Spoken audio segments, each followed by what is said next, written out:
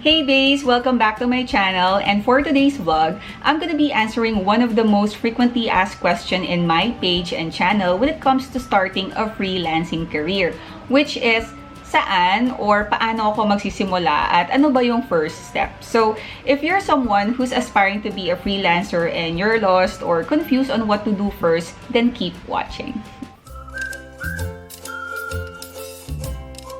Hello again guys! Welcome back, and if you're new to my channel, welcome. My name is Nikki B and I vlog about freelancing, health, and lifestyle in general. So if you're interested to any of the 3 topics that I mentioned, then consider subscribing and hitting the notification bell para lagi kayong updated sa mga latest uploads ko. So anyway, let's proceed to the topic at hand, and I'm here to answer one of the most frequently asked questions, which is the first step to start a freelancing career. So the answer is actually simpler than you might think, which is to make a decision on what you want to offer. Yes. Again, ulitin ko, make a decision on what you want to offer. And now you're probably wondering, ano yung offer? So basically, it's a statement. It's a simple statement that quickly explains what you do. So for example, if someone would come up to me and ask me what I do, and I see that person as a prospect na pwede kong maging client in the future, instead of just saying I'm an Amazon seller VA, I would say my offer, which is I help Amazon sellers increase their revenue by finding winning products with high demand but less competition. Siguro after nyong marinig yon, sa inyo walang dating yon. But imagine if you're an Amazon seller and you're struggling to find the right products or the right winning products to launch in your Amazon store.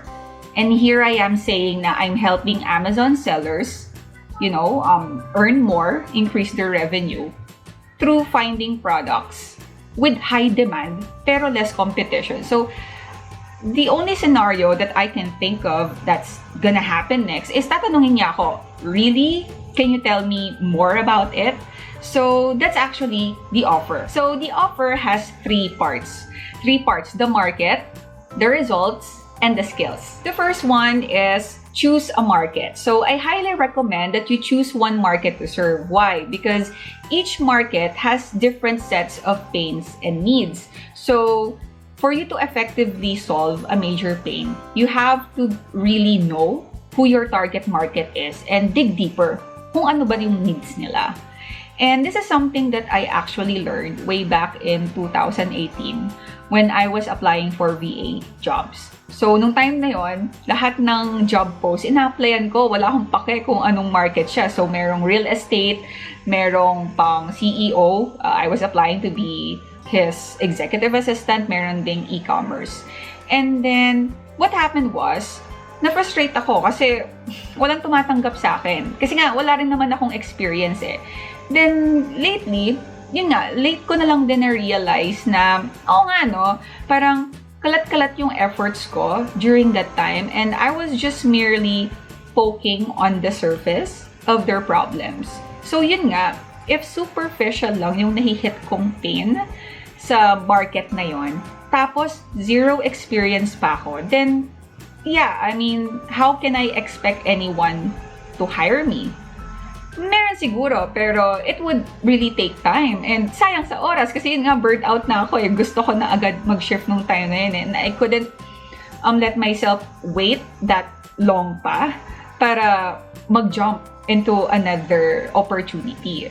So, if you haven't chosen a market yet, you can actually start with something that you're passionate about. So, let's say if you're into fitness, you might want to work with fitness coaches or yoga instructors. I have a co-freelancer. She's vegan.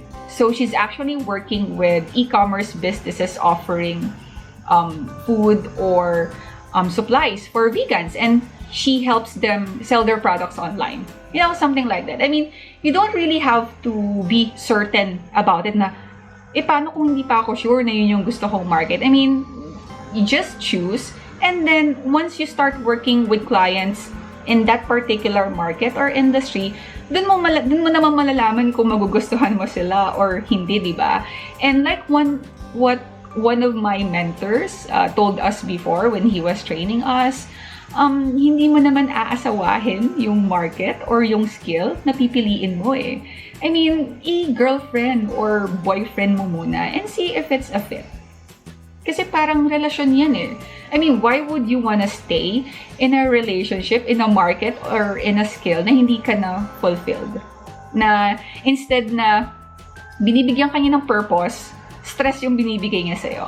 Ayun, so if hindi mo magustuhan, palit ka and learn something. So, ang target or ang goal lang naman is for you to be clear. You to have a path, a clear direction on where to focus your energy. Para yun nga, hindi kayo matulad sa akin na sabog-sabog yung tactics before. So now that you've chosen a target market, now let's proceed to the second part of the offer, which is the results. Ayun. So, syempre, ginawa mo na yung homework mo, inalam mo na kung ano yung pains and challenges nila, pipili ka ulit ng isa. So, usually, ang mga challenges nila, low sales, low engagement sa social media posts ba, low conversion rates ng email campaigns nila, low conversion rates ng website nila, and many more. Depende sa market na napili mo. Kung real estate yan, baka konti lang yung nagbubook ng appointment sa kanila or konti lang yung nako-close nilang deals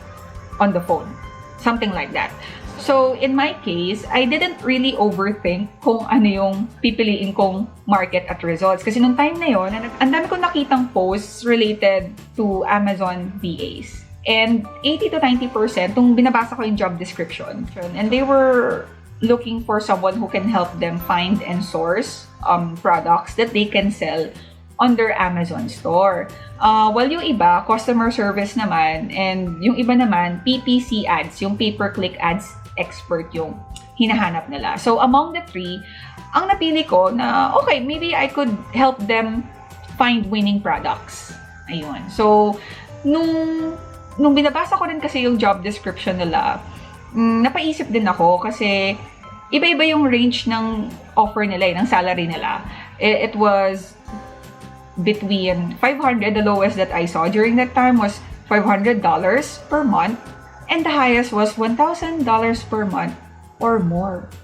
So, dun ako napatigil na parang, ay, parang bet ko yung or more. So, ambisyosa. So, naisip ko, among the three, mukhang kaya ko naman maghanap ng products. I think I just need to learn certain skills or certain software. So now we're down to the last part of our offer, which is number 3, the skill. Let's recap. Alam mo na yung market mo, alam mo na yung results na hinahanap nila, so what's left for you to do is to learn the skill that can actually help you deliver those results. Diyan na papasok yung free and paid resources. If may extra budget ka, you can find or look for courses that could help you learn those skills in 2 to 3 months' time. If wala naman, meron naman tayong mga free resources online. So if you're watching this up to this point and it's making sense to you, then I'd like to encourage you to, create your offer, decide on what you want to offer to your clients by following this template that I'm about to flash on the screen.